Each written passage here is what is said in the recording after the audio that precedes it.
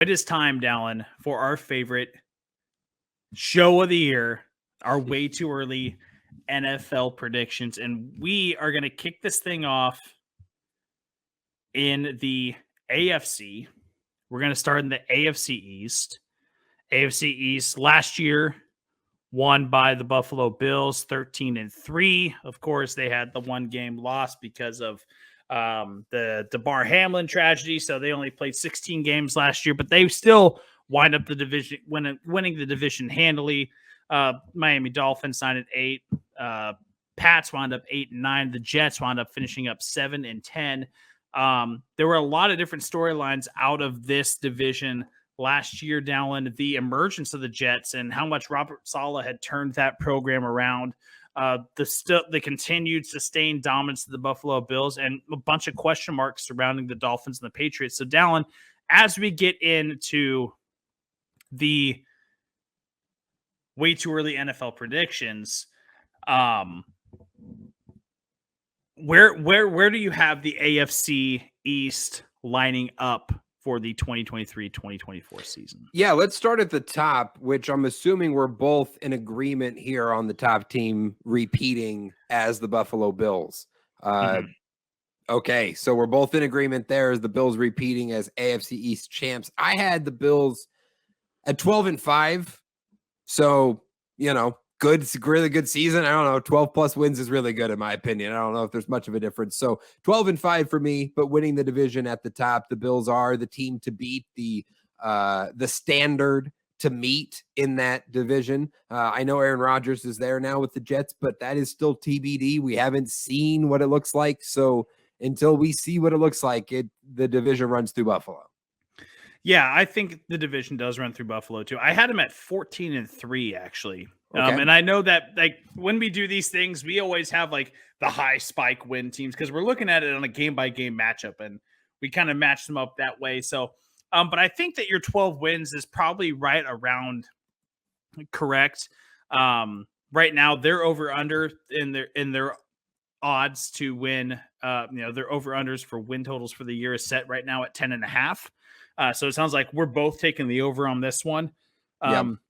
Which seems about right. Yeah, right. Yeah. That 11-13 win range for Buffalo. Now, they still have to address the run game. We know how well they throw the ball. We know how good that defense is. We know how good the coaching is.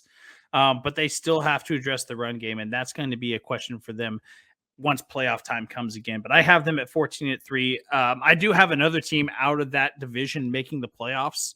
Okay, I did as well. In the 5 seed. In fact, actually, I had 2 other teams making the playoffs, but we'll get to that. But who's your other team to make it? So this seems a little bit high to me. But I did have the New York Jets making the playoffs 12-5. Wow. Okay. Yeah. I think that they're probably in that 10-11 range. So take a win off of me. Off of where I had them at, and they're probably right in that spot. Their over under is set right now at 9.5. I think I would take that over without even doing this. Tough line. That's actually a really good line. At this stage, this early, I feel like 9.5 is actually a really good, really tough spot to put that. But what Robert Saleh has done with the defense, how good that defense is. You bring in the quarterback you need, Aaron Rodgers, the young weapons that they have. Breece Hall is going to be coming back from the injury probably sooner rather than later. It sounds like he's on a really good track to be playing maybe by week 1. This is going to be a team they're going to be a problem in that AFC East. And I have the Jets getting in at the 5 seed. One of the wild card teams here. Okay, 12-5. Yeah, I also had the Jets making the playoffs as the 7 seed. Okay, at 10-7. So 10-7, and I felt really good with that 10-7 number. And honestly, I think 10-7 is a huge success for New York. Obviously, on paper, this is a really good team. But a lot of teams look really good on paper in May. And then we get to October and it's that team is just not quite there's more to it than that. And Aaron Rodgers has never played anywhere else in his entire NFL career other than Green Bay. This is not just a change in environment or just a slightly different scheme. I mean, he's never done this before. He's never adjusted to a new team. It may take some time.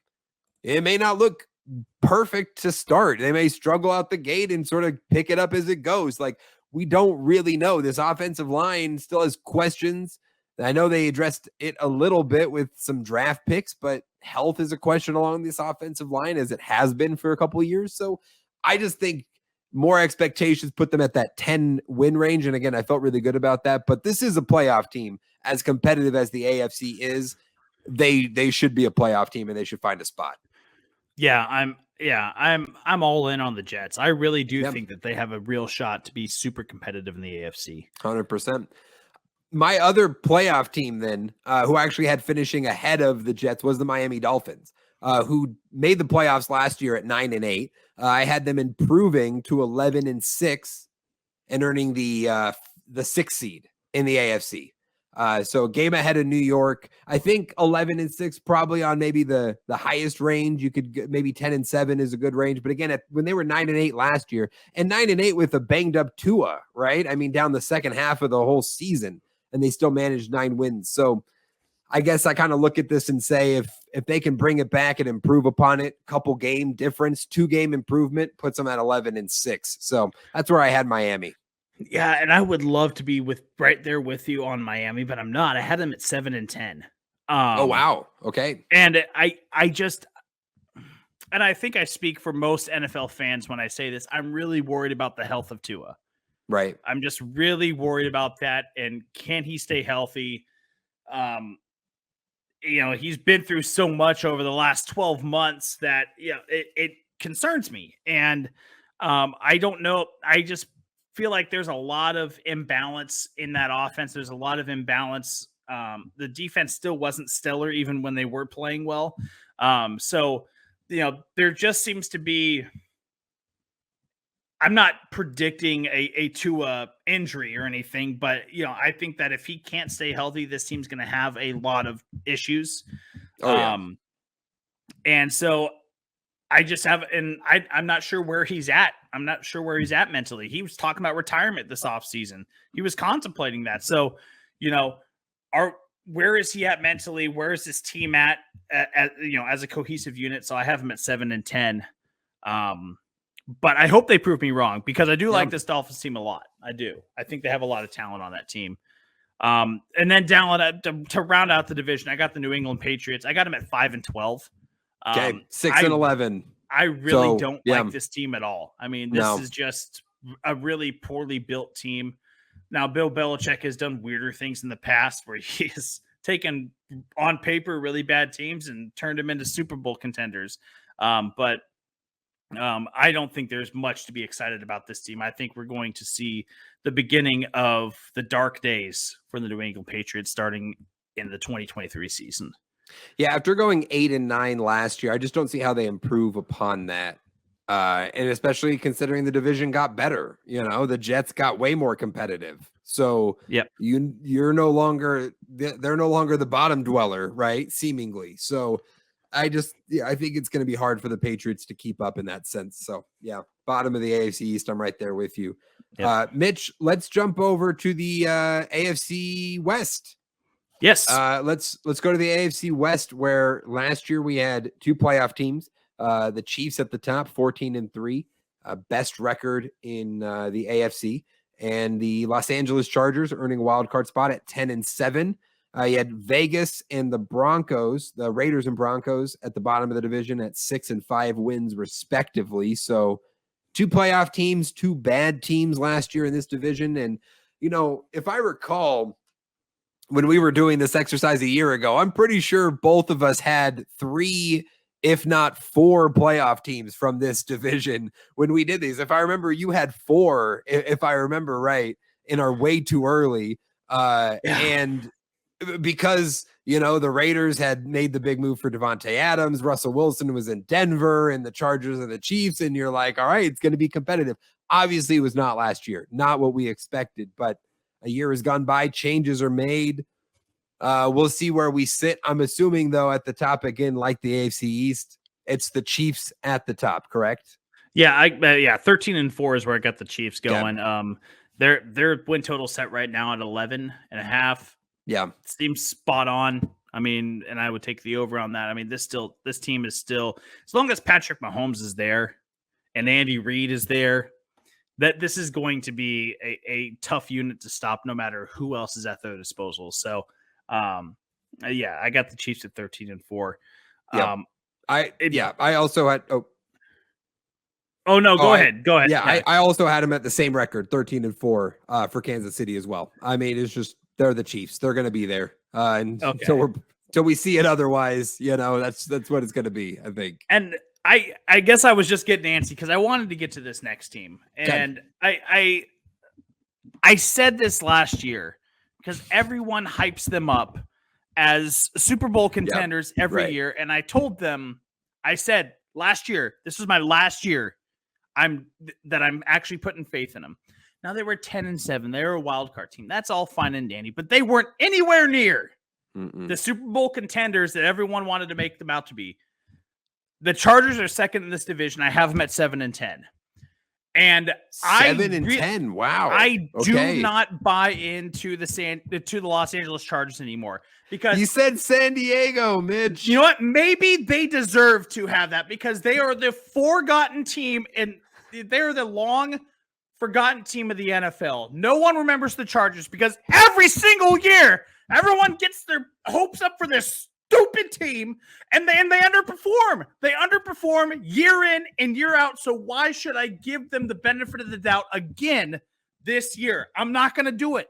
I'm done with this stupid team. 7-10 and prove me wrong. That's where I'm at with the Chargers. San Diego. Exactly. Go fuck yourself, San Diego. Exactly. Oh man, I love that, Mitch. Here's the thing. Yes, I am with you to like 80% of this. Yes, the Chargers are not a Super Bowl contender. They're not in my eyes.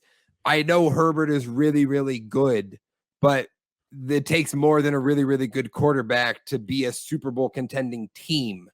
You need a competent organization, a franchise that knows how to win, coaches, players, etc. And the Chargers just aren't there. They're not one of those teams. So I did have them making the playoffs. I did have them at 10-7 again. Oh, no, I take that back. I'm with you. Only one. I was wrong. I had them at 10-7 and missing the playoffs. So we both only have one team out of the AFC West a year after we've gone from one extreme to the other. I mean, I'm done with the hype on them. Yeah. I'm done with the hype. I'm with you. Yeah. I mean, again, I think 10 wins. Sure. There's enough talent to get there. Will they sneak into a wild card? Probably. Are they going to do anything in the playoffs? No, they won't. They didn't win a game last year. They lost to Jacksonville in the opening round. It's like, they're not doing much. The rest of this division, Mitch, I know you had them second at 7-10. So obviously you see all these teams pretty poorly. And I didn't have the Chargers making the playoffs with 10 wins. I also had Denver with the winning record. I had the Broncos at 9-8. Obviously not making the playoffs. They missed out. And that would be from last year. They were a 6-win team, or 5-win team, excuse me. So that's a 4-win adjustment, which I know is big. But it kind of almost seems like that's the bare minimum of acceptable. It would be 9-8 next year. Now that Sean Payton is in town, Russ is in year 2, like we got to be at least 500 and in the playoff conversation in the last couple weeks, or things are in a really bad spot. And I know that this team isn't perfect, but there's still a lot of talent here. And Sean Payton will raise this floor. We see this every year. Listen, it was awful under Urban Meyer. It was dysfunctional under Urban Meyer. Doug Peterson raises the floor and the competency level raises considerably, right? And I think we will see a similar effect in Denver where just that Nathaniel Hackett's not there and Sean Payton will mean 3 or 4 more wins. So that's why I put them at 9-8. I don't think they're a playoff team, but I do think we'll see a big improvement in the win total next year for Denver. I don't have any lack of confidence in Sean Payton. Right now, my question of confidence isn't Russell Wilson. And I think that can he adjust to a new system? Can he adjust to the new head coach? Are things going to go well? I have him at 7-10, right there with the Chargers. But this is a team I could also see with that slightly over the winning record, right? Getting to that 9-win mark. But it's a prove it year for me for Denver, because they were such a disaster and completely not what we expected out of them last year, that they kind of have to reset and prove themselves a little bit. Now, I think that having Sean Payton is a huge help for that organization. But yeah, they're in a real prove it year for me. Can they take advantage of having that veteran quarterback with all that young talent at the wide receiver and running back position with them? Of course, Javonte Williams is going to come back. He's going to have, he's going to be healthy again. Hopefully he returns to that level that we saw him perform at before he got hurt. So real prove it year for Denver for me. 100%. And Vegas, looks like we have them both at the bottom of this division. They were 6 wins last year. I had them 6-11 yet again, and asking questions about what the future looks like in Vegas. Yeah, I have them at 6-11 as well. And I think that they really need a hard reset. The Davis family needs to sell. Mark Davis needs to sell the team. It's just poorly run. It's just poorly run, and it's hard because they had the talent last year. They had plenty of talent offensively. They continue to not address the defensive side of the ball. They continue to not address the offensive line, and arguably the 2 of the 3 most important positions, important units on the field, they're continuing to not address for the last 20 years. So, 6-11, it's not very hopeful. Sorry, Raiders fans. It's bad news bears for you. Yeah, the offense may be pretty good next year too, even, but it's not going to be a good team because that defense they'll put up 29-30 a game, but they'll give up 33 a game. Jimmy G is not going to be any better than Derek Carr was. He just won't. That's just the reality of it. So tough spot there. Yeah, very tough. Very tough. Okay, so let's move on to the AFC North, Dallen. AFC North. Just a year ago, the Bengals 12-4. It's funny, I wound up with the Bills and Bengals in this one. The 2 teams that played a game last year. Yeah. The Bengals winded up 12-4, winning the division. The Ravens 10-7, despite a lot of ups and downs for them throughout the course of the season. The Steelers outperforming where we thought they were going to be last year. They wound up 9-8 with the winning record with the rookie quarterback. And the Browns, kind of around where we thought they were going to be, 7-10 last year. Dallen, going into 2022, 2023, I think it's still very clear who's at the top of this division. The question is, who's at the very top, I think, because we have 2 very competitive teams here in this top half of the division. Yeah, I do think I think the Bengals have proven that they are the team to beat in this division over the last couple years, right? After the Super Bowl run, repeating with 12 wins last year and looking just as good against a much more difficult schedule and no longer catching people by surprise, maybe. They are legit, but they are still the team to beat. I have them atop this division and having the best record, the number 1 seed in the AFC at 13-4. So wow. I do think this will be a big year for Cincinnati, and I think they should be right at the top there. This is a lot of what we've seen before, but they made some improvements, bringing in Orlando Brown to be that left tackle to help continue to improve that offensive line. And then the draft picks they made in the early rounds on the defense, along the defensive line, and then the secondary, just continuing to replenish the talent there. This is just an organization that's doing it really well and creating a team that's going to sustain winning seasons year after year after year and be in that mix. And I'm very impressed by the Bengals, and I expect a lot from them next season. The Bengals do an exceptional job at identifying their issues and addressing them the very next offseason. And they did it again this year, like you said, with Orlando Brown coming in. I do have the Bengals second in this division, though. I have them at 11-6. Okay. But a 6 seed. But I mean, they could very easily win this division as well. Right. And the team that I have above them is obviously the Pittsburgh Steelers. I have the Pittsburgh Steelers right now no, I'm just kidding. It's the Baltimore Ravens. It's the I Baltimore was gonna Ravens let you at go with it, 12-5. man. Kenny Two Gloves, man. You know we love No. him. No, it's the Baltimore Ravens. And I think that Okay. the big difference maker here was getting that Lamar contract done. You locked him up, and now you have basically free reign to bring in all those, as many weapons as you want.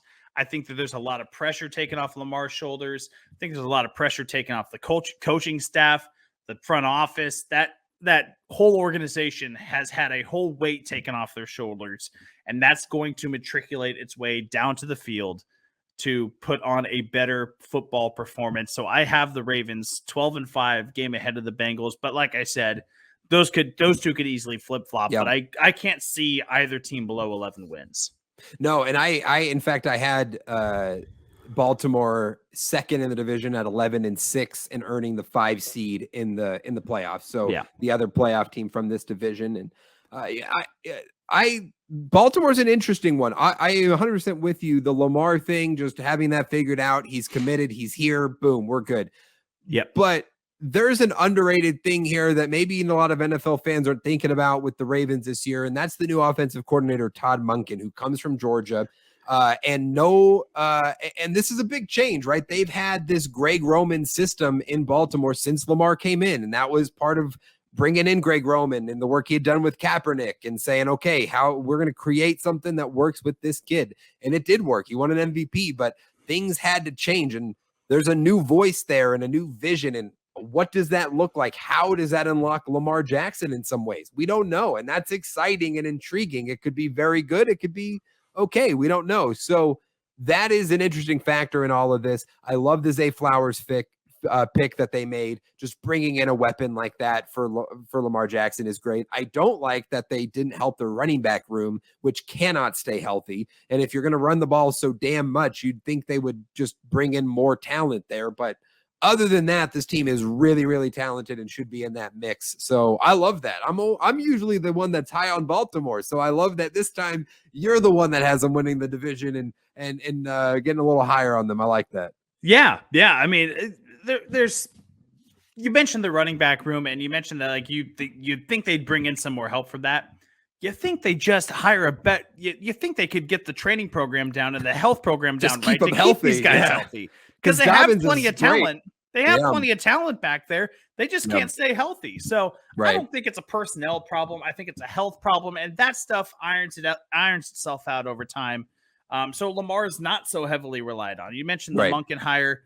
They're probably going to throw the ball a little bit more, which I think is a good thing for Lamar Jackson, because he is an exceptional arm talent. Hasn't had the opportunity to really showcase that a whole lot through his first few years in the league. So it'll be a very interesting sight to see about how that fit works between Monken and Lamar Jackson. Yeah, no doubt. So we got our first two at the top, Dallen. I got the Browns third at 8-9. That seems just a tad bit high. Maybe the 7-10 range is right about where they're supposed to be. Look, just too many question marks, man. Too many question marks. It's Deshaun Watson, what he was in Houston. Is Nick Chubb going to be relied on too heavily? We know the defense, they always piece together a fairly decent defense over there in Cleveland.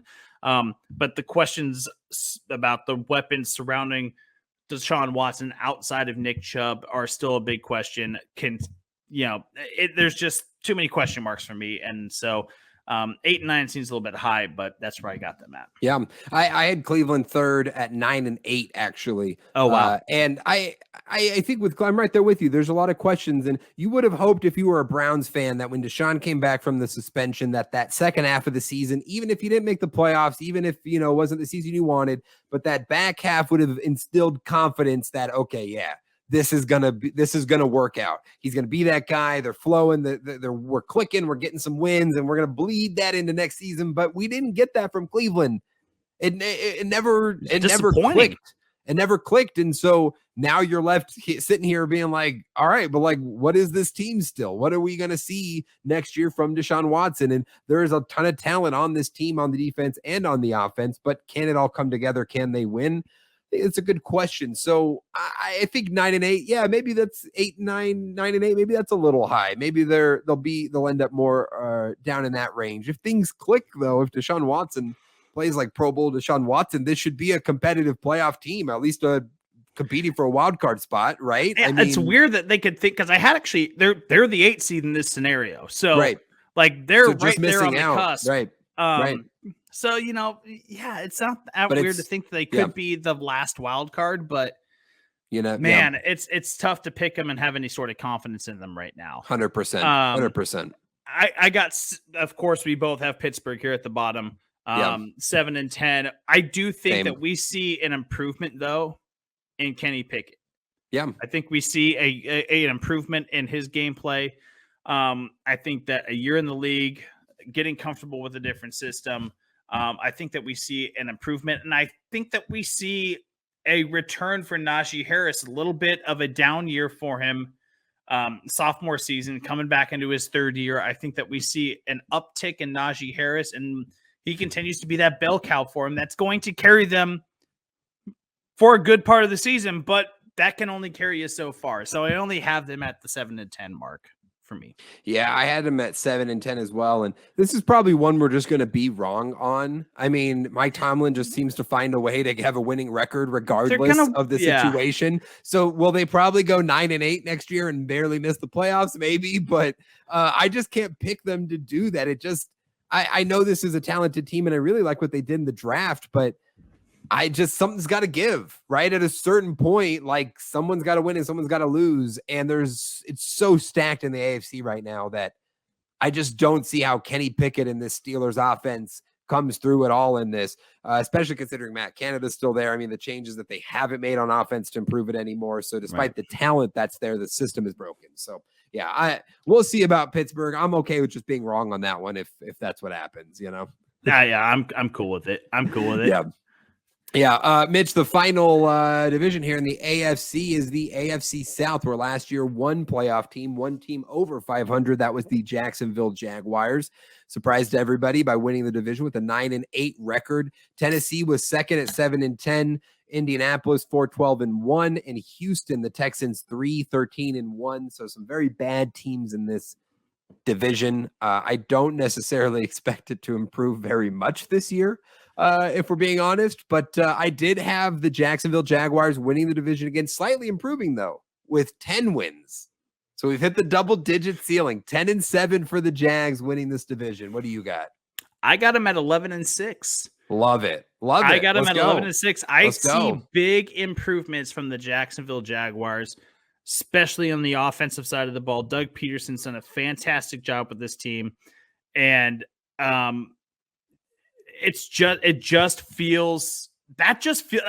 probably the most confident pick that I've made in this entire way too early is the Jaguars at 11 wins.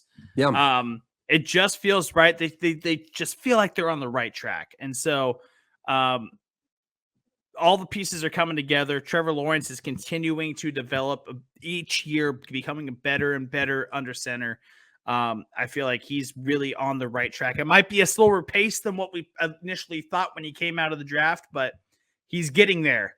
And 11 wins just seems perfectly fitting for the Jacksonville Jaguars.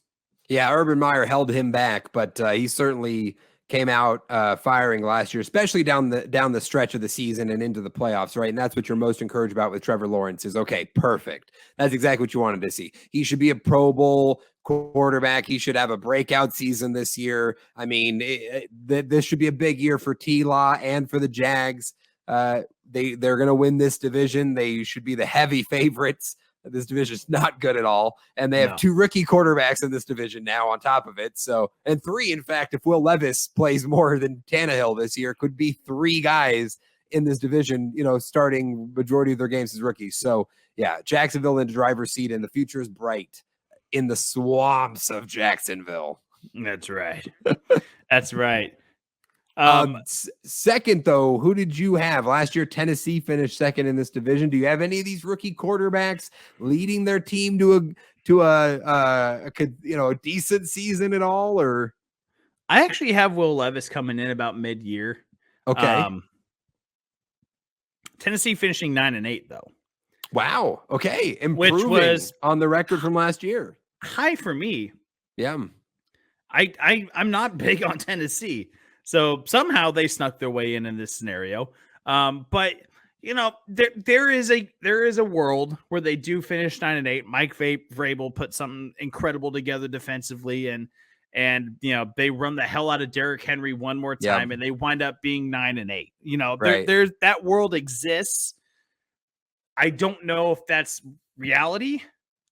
But in this scenario, that's exactly what probably happens. So did I have you them have at them 9-8 making the playoffs at 9-8 as the 7th seed. Wow. Okay. So Tennessee making the playoffs at 9-8, 2 teams from the AFC South. Okay. I had them at 7-10, same record as last year. I do think with the draft pick of Levis in the early second round, let Tannehill have the first 6-8 games, whatever you need to see. If you're not over 500, you bench him, you put in Levis, and then you give the kid the back half of the season and you see what he has. 10 games, 8 games, whatever it ends up being. Sure. But, I think that they're in a great spot to sort of see how things play out. Hey, if you think you could compete for the division title, well, keep Tannehill in there. We'll do this thing. But, if we're 2-4, all right. Yeah, it's all good. Throw in Levis. Let's see what we got. But I like that. Tennessee's, they've got some pieces. Treylon Burks, second year of him. How does he break out as the pass catching option? So, they need to reset things here in Tennessee, but I don't think it has to be a huge reset where you go all the way down to bottom and bring it back up. They're trying to do this soft rebuild on the move, and we'll see if it pays off from this year. They're going to have to figure something out because, they have the worst wide receiver core in all of football. It is bad. It is awful. It's terrible. And I'm a Panthers fan, and we have a very bad one, so I know what they look like. I'm a Bears fan. I know exactly what they look like too, buddy. Yeah. I'm right there with you. Okay, so after the Titans, I actually have the Colts here at 7-10. Oh, okay. So there's a slight improvement, I believe, from where they were last year. Yeah, they were like 4-12. 4-12. That's a 3-game improvement. So, but they had all sorts of issues last year, right? I mean, it was a terrible situation. Anthony Richardson, I think, is going to come in and be a playmaker. And I know that I was very skeptical on Anthony Richardson, his draft capital, where he was going to go, where his value was in that draft. But the more I think about it and how his game translates well to the NFL, I think that he is going to be an absolute asset with him and Jonathan Taylor in some sort of triple option, run option offense that they could implement over there in Indianapolis. Totally different from what they've been used to, right? They're used to Peyton Manning under center, audibles, shifting formations all over the place. No, they're going to set up and they're going to run triple option with an offense. They're going to run read option. It's going to be an RPO heavy format, I think, in this offense with Indianapolis. I think it's going to work out well. I got them 7-10, so a hopeful 7-10 though as well. Yeah, I had Indy at 5-12, so just a 1-game improvement. I do think they could get up to 7-10. It wouldn't surprise me because there's a lot of talent on this team outside of that rookie quarterback, right? And so there's a lot of talent you can lean on, especially a really talented offensive line if they can stay healthy and Jonathan Taylor, as you mentioned, and a solid defense. You do have a new head coach in Shane Steichen. And that familiarity with Jalen Hurts and what he was able to do in Philly, he's going to implement it here, but it will take some time. So, obviously it's not going to be a great season for Indy, but I like 7-10. That's great. Like I said, 5-12, but I think they will be competitive. I don't think they're just be downright awful. So yeah. I'm there with you. They're going to be a spicy 6-11 team, maybe, you know? Houston, I had at 4-13. This is still a very bad team, but they've got their foundational pieces, and that is great. I had them at 5-12. I had them at 5-12 because I think that you're going to see, and it might be rare, but you're going to see like a spark every now and then out of this offense where you're just like, oh, they can do that. That feels really good. And maybe it's because I'm a CJ Stroud believer, but like, I feel like this team is really headed in the right direction. They got the right foundational pieces, like you said, but I feel like there's going to be like 1 or 2 moments this year where you're going to see something happen. You're going to be like, hey, there it is. They're headed in the right direction. And that's all you want. And that's all you want when you're a team like that in Yeah. a situation like they're in. You know, you're not going to be great, but can we just see some moments where, yeah, Will Anderson is that guy. Oh man, did you see that game that CJ Stroud had? Yeah, he's the truth. Yeah, and I'm sure we'll see that from Houston. I think they've made some good calls in that regard. So, all right, Mitch, that's the Absolutely. AFC.